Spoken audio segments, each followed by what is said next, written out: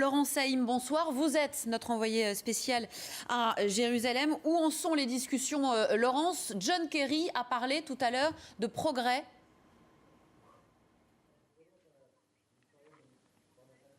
Oui, il a parlé de progrès, mais il répète, John Kerry, le secrétaire d'État américain, à qui veut bien l'entendre, la même petite phrase. Des progrès, certes, ont été faits, mais il y a encore beaucoup de travail pour qu'on aboutisse à un cessez-le-feu. Fin de citation. Alors comprenez dans le langage diplomatique que cela est une petite phrase qu'on reprend nous tous, mais qu'en fait, dans la réalité, eh bien, ça veut dire qu'on est très loin du cessez-le-feu selon nos informations.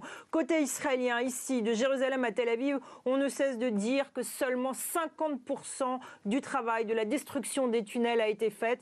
28 tunnels, selon les Israéliens, auraient été anéantis. Il en reste toujours, selon eux, beaucoup. Les Israéliens qui reconnaissent que depuis le début de l'offensive sur Gaza, depuis 3 semaines, 3300 sites ont été détruits, ont été ciblés. Et lorsqu'on demande aux Israéliens, est-ce qu'il y a un problème avec les civils, que se passe-t-il avec ces milliers de civils palestiniens blessés et ces 630 Palestiniens qui ont été tués? Eh bien, on a toujours de la part des responsables la même réponse, et là aussi une petite phrase. Hamas est le seul responsable des civils blessés et tués. Hamas qui, selon les Israéliens, se sert des civils en bouclier humain, là aussi, fin de citation. Bref, si vous vous demandez lorsqu'un cessez-le-feu aura lieu, eh bien, personne ne peut le dire. La diplomatie continue. John Kerry verra dans quelques heures Benjamin Netanyahou, mais les Israéliens semblent, selon nos informations, déterminés à continuer l'offensive terrestre sur Gaza.